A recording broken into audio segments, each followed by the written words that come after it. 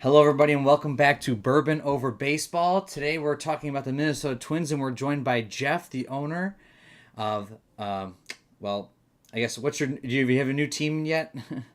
It's still going to be, I think, the Doug Brochills or the Chad Brochills. I'm Okay. kind of in flux right now, but that's what I'm going with right now. All right. So you can find Jeff on Twitter at DougBroCale. I think it's Doug Brocail 2000. Yep. 2000. Okay, so you can find him online there on Twitter. He's in my league, so he's definitely has been playing Showdown for a while, and he is ready to talk about the Twins today, which are not too exciting, but they're not that bad. This is another AL Central team, not as good as the Indians, but they finished in second this year. And let's go right into the first card, Jeff, and that's going to be Joe Mauer. What are your thoughts on Joe Mauer? Well, he's a classic, right? He's a true all-star. I mean, He's now retired. He will not be in the yeah, 2019 set. that's true. And this is, I think, for a retired, like last season retired card, this is pretty great. Um, I'm all into this. I had what I think 2009 Joe Mauer on like our massive every card included thing. Mm-hmm. He has a special place in my heart. He was like the maybe the best player. Mm-hmm. He was round chosen, but this card still. I mean, on base eight is great. I love a first baseman with defense, even +1. I know it's kind of silly because you can get +1 anywhere else in the infield, but I think it's such a big deal to get that if you can. Well, Um, I think it's funny also that like his final year um, is an eight. Like yeah, he's it's retiring and great. he gets an eight. Yeah, I mean, he doesn't have like going through this like the speed is not great. I get that. I mean, but his chart is like I mean, it's I think he'd be a solid, kind of middle of the lineup kind of place. Like he can't get the home run, but he's only 1, 2, 3 out. Mm-hmm. Um, Mm-hmm. I'm all about the guys that can get on base. I think that Yeah. I think the home run is kind of like, mildly overrated. I know it seems like a we do score a lot of runs in our leagues and our drafts and blind drafts and whatever with it, but I still think getting on base is the key, especially in that draft format. Yeah. I'm wondering. I mean, I have him in my top 250. I think he's gonna find a spot. Obviously, on someone's team with the +1 and eight, so I feel good about him. Definitely. Yeah, Um, there's not a ton of first basemen. Like no, I mean God, there's not that many first basemen with +1. yeah. And no, I think he's definitely starting first base for someone. Okay. Next, we have Max Kepler. Kind of drops off here. The good thing about this card is the outfield +2 if you're into that. Big strikeout range, decent home run range with a 6 on base. I don't think anybody's trying for him. Yeah, this is end of the. I feel like this is end of the draft. If you need to fill a left field, right, or maybe a center field spot, honestly, Mm-hmm. I mean that's the best part about this card is that outfield +2. Yeah. We got Robbie Grossman, and actually, this is one of the better cards on base wise in the Minnesota Twins team with the 9 on base. But again, slow and can't hit a home run. But Yeah, only no 2 out. defense. This is somebody that you might like that you're saying with this guy's going to get on base and not going to hurt you. But man, that C speed and no home run are going to suck. Um, Yeah, no, I think with the C11, the no defense, mm-hmm. which you just can't like. I feel like in our leagues and you cannot have outfield like no, you can't have zero outfielders. Yeah.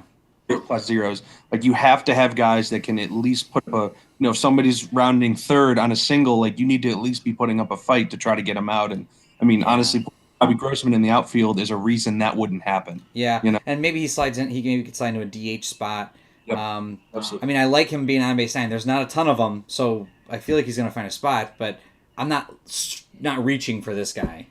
DH, I think is exactly right because on base 9 is great, and his chart 1, 2 out is awesome. Yeah, That's great. Like you just there's not a ton of like star players that have that really it's star players, and to be 260 points with 1, 2 out and the rest of it getting on base is great. I agree. Eddie Rosario, which is probably one of their big players, obviously this year, and obviously they're one of their big talents, has a great card, huge out range, which sucks with the 1 through 6 out, but Yeah. big power, 7 on base will be better in a large format draft league with lower control, which is what we're going to be joining. So seven's not bad, and then he has the +2 outfield, Yeah, and a decent he speed at gets that done. 17. I Yep. feel like this guy is really good. For 250, this is great value. Mm-hmm. Mm-hmm. So the 7 on base is not great, but it's not terrible. And 17 to 20 home run, and then the speed is okay, right? And that outfield, that +2, yeah, he's getting picked up, no doubt. I I agree. probably towards the bottom of that 250 you were talking about with Maurer. Then Logan Morrison, who's I hope not being picked up as an on base 5, but this is just one of their bigger home run guys with the big home run power, but not on base. He gets the +1 at first base as well, but another slow. The Minnesota Twins in general have a very slow team from what I saw because Buxton was hurt. He'll be fast this year, but these guys were terribly slow. I mean, some of these guys make Maurer look fast. Exactly. Honestly, like the only way Logan Morrison is getting picked up is for defense at the very end of a draft. Yeah, man, I really hope that it doesn't come to me grabbing a 5 on base first baseman. Yeah, I mean, like the 5 is like the thing is in this league, and that this is kind of just like from what I've been seeing with all the cards and kind of trying to predict what's going to happen. And I kind of noticed this when we did the blind draft with the 2014 cards, is that even lower on base guys were still okay because they're just the pitchers just did not have as many high. There weren't as many high control guys. Mm-hmm. I saw a lot more 1 control, 2 control, and 3 control. And I know it's still kind of a shot in the dark, but a Logan Morrison has the chance to get the advantage with those kind of pitchers in the rotations. Mm-hmm. It's going to be kind of interesting to see how it shakes up with the league and drafting, because when we drafted all the cards, most people had really good pitchers, and even if they were low control pitchers, they were still really good for in some right. They were the best value you could get for that. So yeah, it's going to be interesting to see like a player like Logan Morrison or other on base 5s and 6s kind of get how they do in this, because I could see some of them getting the advantage, and when a Logan Morrison gets the advantage, I mean he has a 25% chance of hitting or actually a little more than that. So. Yeah, I mean, obviously, I don't want him, but I'm not going to pass away. And like you said, judge the draft. If you see a bunch of low control people going out, maybe you can slide in like a lower on base guy. But I'd rather. I don't think he's going to end up being picked up. I think he's outside the range. Next up is Mitch Garver. Decent on base here. Another slow guy with a home run chart. Okay, home run chart. 1 through 6 out sucks, but I do not want a +3 catcher arm. Our league will have 5 manager options to do between sack bunts, intentional walks, and stolen bases. Only from that, 3 in any category. So you can get 3 stolen bases a game. I don't see how those aren't being exploited every single time if this is your starting catcher. Yeah, that's 5 stolen. That's essentially going to be 5 stolen bases with any A-speed player on your team against a Mitch Garver. You know, so well, it's going to be 3 because you only get to use 3. But also single 3. Pluses. Those are like automatic. It is automatic. There's going to basically with playing Mitch Garver as your starting catcher, you're essentially saying that any A-speed guy that gets onto first is going to second too. So you better hope that you had better outfields so he doesn't score. Yeah, it's really dangerous. I'm with you. Like I love the on base. Like I think that he's got to actually. I mean, he's got a lot of out, but his chart's not terrible. But I would almost rather get that catcher with an on base 6 or even 5 to get a +8, +9 arm. Yeah, I agree. It's just something I think that you have to do. We'll use this card also to talk about the artwork. How do you feel about how my art came out for this set? For the set, I was actually right before I was looking like I love the Max Kepler card. I love that he's hopefully looking at looks like a home run there. Gross really good from the back. It's just that I love their red jerseys. Yeah, so I tried that red, their new red, and I tried the navy blue, which they have, and both did not very fit. Now, Peter and Matt have this other red they used for the Curry Puckett card and the old Joe Mauer card that you used in the draft. And I really like this shade that it comes out to. It has a semi-purple tint to it, so it kind of says, hey, we're the Twins, but it's not. It still has a lot of the red. But yeah, the Grossman jersey pops off, and then the white jerseys sort of pop off. And then obviously I like anybody in their catcher position for the catcher cards. But I was hoping that they came out okay. No, they look, and the next card, I think even jumping in that might be honestly just maybe because of my bias towards that jersey, just because I love that logo and I love the red. Like this is maybe one of the some of the best artwork I think in the entire thing. It's just it's just popping off of the card. So let's talk about this card because I talked to Peter about this card separately. Another 5 on base, huge home run guy. Hopefully you don't have to get him. No defense. Yeah. Another truck, C speed, 10, terrible. But look at this chart. I just think it's a really funny chart. 1 through 5 strikeout, 69 walk, can't hit a single, and he can double at 10. So technically, if you get the advantage, 50% chance you're on second base. Yeah, that's a little freaky, honestly. unbelievable. Like, When I was filling the chart out, because Peter does the stats, when I was filling the chart out, I was like, Peter, what is going on with this chart? He goes, yeah, he does not hit singles. I just can't even believe that there's not even at least like a one single option. Like his statistics basically say he's just getting the second, or he's hitting a home run, or he's like, yeah, Or it's he's crazy. single. Well, the thing is, he's going to single off the pitcher's chart, and that's how low his singles are. Oh my gosh, But yeah. man, it's just funny. Again, I don't want this card, but it looks cool, and it's funny to talk about. Yeah, I'm also not drafting this card either. Logan, Even though I love the artwork. yes, Logan Forsythe is a tiny bit better. Again, we're still at the C speed for their slow team that they have. 1 through 6 out. I don't want this guy either. No defense. Nope. Yep. Jorge Polanco, 1 through 3 out. I mean, 7 B speed 17. A little bit of shortstop defense. I don't want him, but he's not bad. No, it's just going to depend on how teams shake up. There's a point in which somebody's like, "Man, I need a shortstop," then and they're kind of running out of points. Like I could see this guy filling in. I mean, the on base is good, the speed is not bad, the defense is all right for a shortstop. I usually try to get above that if I can. I would too. But the chart is pretty diverse. I mean, it's kind of 1 through 3 out is not bad, but then man, you're getting single plus, you're getting potential triple. Yeah, I mean, 13 or higher, you have a chance to get on second base.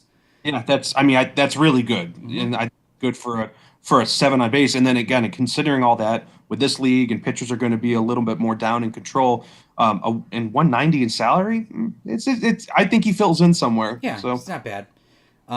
Then we go over to the bench, which is nothing exciting. Another utility guy here, and you hear Adrian Za. I'm not really sure how to pronounce his name. And then Jake Cave, another not good. Again, a little bit of pop here. But these two guys at least don't get out a lot, and they're faster than half the team. So maybe if you're playing a Twins league where you have the team, these guys can be your pinch runners, because the rest of the team is not fast enough. yeah, I was about to say that with Jake Cave, like with the 19 speed, you could potentially bring him in for that. Now, the good part about the Minnesota Twins is what's coming up next, which is their starting rotation. So we have Kyle Gibson, who turns out to be a really good card. Peter is always into the 4 1 through 16 out. This is a little bit lower, so you get the 3 1 through 17 out, but it's the same tier. No single, but he does get the double. I kind of like him. He's not bad. I feel like he's going to find some. I don't want to spend 440 on him, but he's not bad. Yeah, no, I'm with you. I think it feels a little high in salary, especially for 3 control. I was kind of thinking about it before we started recording, that I'm kind of playing this game in my head about whether, like, in this league for this upcoming one we're going to do with these cards, like my philosophy for the last one, I kind of inherited the team, but I kind of went with it, was that I had starters with low control, but if they got the control, it was like 19-20, on base. Like, so you were pretty much guaranteeing that it was going to be an out if he was on your chart. And with this being, with there going to be a different, different controls, and the on bases for the other players are going to be down as well. I don't know if I want the lower control guys or the high control guys and spend the money. So in a way, Kyle Gibson kind of bridges that gap a little bit. Super high control. He's kind of a little bit of salary, but anyway, I'm going to probably be putting some like my own simulations together to try to figure out if I can survive having like 2 or 3 control types of guys. Jeff's bringing it to another level. He's going StatCast on us. I know. I just can't figure out whether I need to be spending the money, honestly, on a 5 or 6 control guy. I mean, we've got like what's a Sale and everything. Like you've got these guys that are just so good, but they're also so expensive. So like, think about it too. Remember Randy Johnson back in our league was a 3 control, 1 through 18 out for like 600 plus points.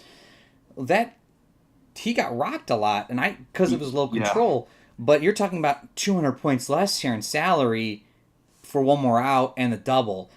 That's true. I feel like he's decent value in that respect, but I don't think he's. I rather have him around the 400 point range, and I feel like I can find more value in the 300 point range for pitchers if I can get a control 4. I'd rather much rather have a control 4 on my team than a control 3.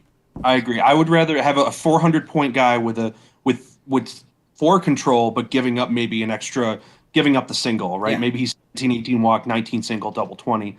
I just, if to your point, like with Randy, like if Randy's getting rocked, then this guy is getting rocked, right? Then Kyle is also in the same way. Like it's not going to be any different. So Exactly.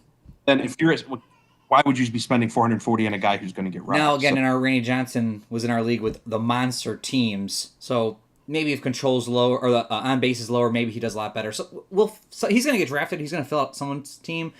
So we'll have to see how he ends up. The next guy, Jose Barrios, is like what I was saying. I'd rather have this guy as a 4 control, even though he's 1 through 15 out, no double, very very high skill in my range. But I'm actually more excited to see what he's going to be for 2019 because he is amazing for the Twins right now. really, yeah, like this card is better than Kyle Gibson for me. Yeah. I know he's got the extra 2 rolls to get on base, right? He's 16 to 20 on base, or 1 to 15 out. But this is better. I mean, this is a bet. I think with the extra piece of control, the extra 1 control, and then I would just rather draft him. Yeah. Especially 50 points. Just for the extra 50 points, I think this guy is going to fill, and I think for sure this guy's getting drafted as well. I like him a lot. I like his card. Yeah, would I rather have a 5 control, 1 through 15 out? But for under 400 points, that's where I'm looking for my value. Like, I don't know about you. I kind of want at least 1 stud, but the rest of my rotation, I'm hopefully going to fill in with people like this. Yeah, I was gonna. This is Hopefully. an ideal 2 or 3 guy in the rotation. Like if you already have 1 guy that's really good, like as a total stud, this is 2 or 3 for you. The last guy, Jake Odorizzi, I hope no one wants, but this seems to be like the guys that you used to get with like the 1 control. Yep, he would have been my stud on my old team. Now, what I don't like about this is the 5 innings pitching. That actually hurts. Yeah, this is it's going to be really interesting. I just can't really predict what our draft, like what's going to happen with. Is this guy going to be the 4th player in a rotation? Is he not getting picked up? Like I truthfully can't. I'm not picking him up. How it's going to shake up because we're going to have I think 12 teams. Yeah, there's 10. There's 10 in the league and 12 drafting. The 2 drafters are going to play each other, but they're like remote, and the 10 people will play an in-person league, but the 12 teams will draft, so it'll actually thin the pool out. So that's huge. Like 48, maybe 48 starting pitchers gone.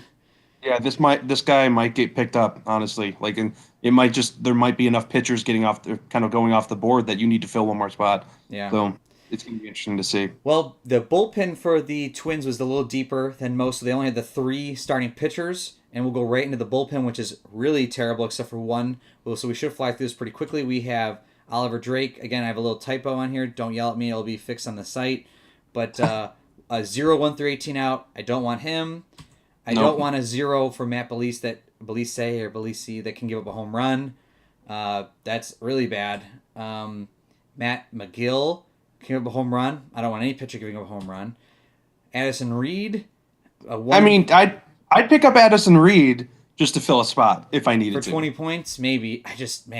For 20 points, 1 control. If you're already not in a great position and you need to put someone in, and the way that we play in our league with how you have to rest relievers and everything, this might be my garbage reliever, honestly. Well, and what I do know is relievers, I think, are going to be at more of a premium than starting pitchers are in our league. I think there's less good relievers than there are good starting pitchers, and I think people are going to stack up. I know people will stack up with the relievers. I think you're going to see someone who my cousin did last year, where you grab like Keith Folk and Billy Wagner and Joe, whoever. Trying to remember everyone he drafted, but he just went all out. I'm going to grab the best relievers possible. And I think Jeff Zimmerman, everyone he grabbed I'm going to shut him down when I get to my bullpen. So we'll see. I think that you can get a lot of value out of the relievers in that respect. So I think this guy's going to end up, he might find a spot on a team, not purposely, but he might. Question for you, on the I can't remember his first name because I'm getting more absorbed back into real baseball now. But Hader on the Brewers, Josh. Where is he? Josh Hader. Where is he in your power rankings? Boy, let me bring. Just ballpark, because I'm curious. Like, he's arguably the best reliever in the game potentially, right? And I don't know. I'm curious to see if that, kind of like you were saying with your cousin, like, is that guy off the board first round? Is he? I don't think he's first round. Though there are people that have told me that they like him in the first couple rounds as like a pick. Yeah. Let me just see real quick. Let me see if I got my power rankings. I haven't updated them in a while. he is such a like. What are the rules we were kind of talking about? So in our league, you had to the way that your rotation was set was that number one was always your highest salary, Hmm. then the next one, and so forth until fourth was the lowest. Someone mentioned about being able to kind of curate your own rotation, right? So maybe you still have your number one guy or the highest salary is your number one, but maybe the next one goes to three. And the big thing for that is that a Josh Hader becomes insanely more valuable just because you want to kind of stay within the confines of the whole resting protocol. Hmm. Might be able to play him with the second rotation guy and the fourth rotation guy, and that way he's never getting too tired that you can't play him. Yeah. Um, I think that card makes it kind of really can change the game in a way and is extremely more dynamic. So Josh Hader, I have him at 46, which is the third round pick.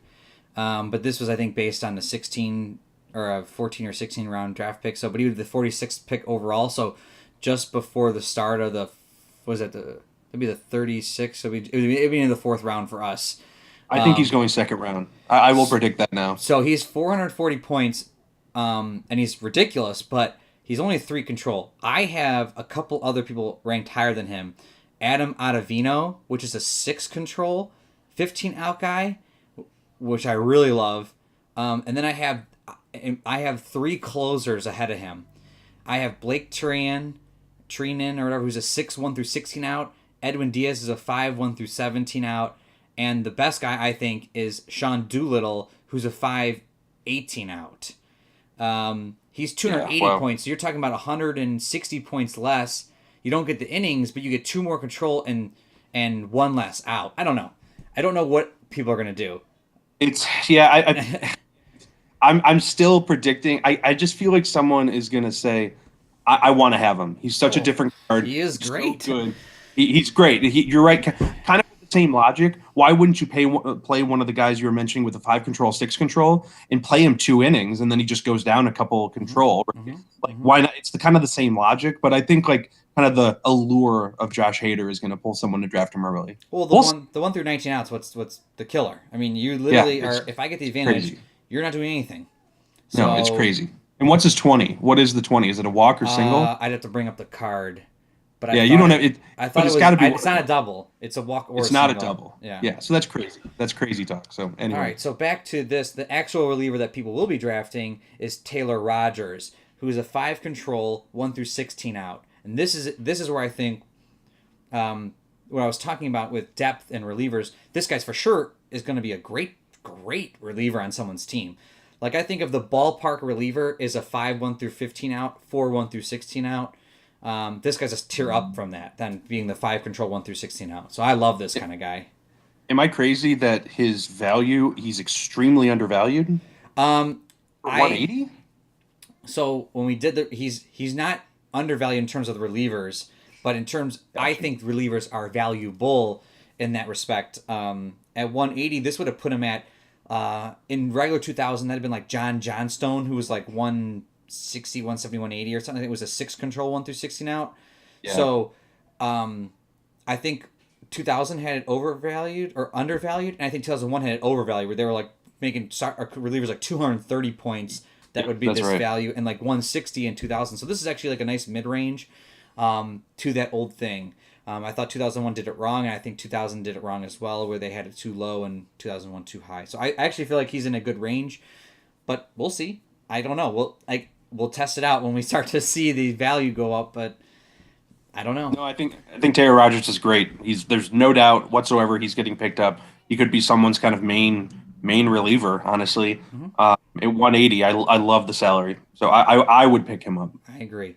And last but not least is their closer, Trevor Hildenberger, which I hope that no one has to pick up because he has a home run. Now, what I will say about this card was this is the first card I had that I actually had to scrunch the text up because his name was too long. Oh, I see. So when I first did it, I laid it out, and it was falling over the edge of the card. I actually had to keep shrinking it down to make sure that it doesn't get cropped out when we make it and stuff like that. So, yeah, this is the Twins. Jeff, what was your overall thought on the Twins? I mean, they're slow. They're very slow. Their bullpen is not great. I'm kind of all into their starting pitching. I mean, I Mm-hmm. honestly, they had who was their, did they have a fourth pitcher No, for just last? 3 starting pitchers for the Twins this Just, year. oh, I see. Okay, well they're all pretty good. I mean, Mm-hmm. I for Joe Odorizzi, he's Jake, okay, yeah. but overall, like exception for Slow, it seemed like they were a pretty kind of middle of the road, solid team. Mm-hmm. They're definitely. I feel like I've actually been on this podcast mostly to curate bad teams, so maybe I'm like kind of like looking at this team being like, oh my gosh, like these guys aren't bad. Like, maybe I'll pick up that. I might pick up that draft that Mauer card just Mm-hmm. out of nostalgia. You know. Well, again, and thank you for joining out. Peter was not available this weekend, and I really wanted to get the podcast up and out.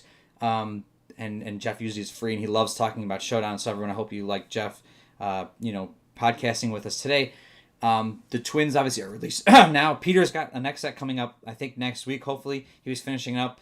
I was able to get another set. I know it's been a while since everyone heard us last because it's just been crazy, but thank you everyone for listening. Thank you again, Jeff, for podcasting. Everyone follow Jeff at Doug Procale 2000 or Doug Procale on Twitter. If you don't follow me already, Bob Bumberger on Twitter. If not, you can find me through or Jeff through me. And that's what I know. Thank you guys, everybody.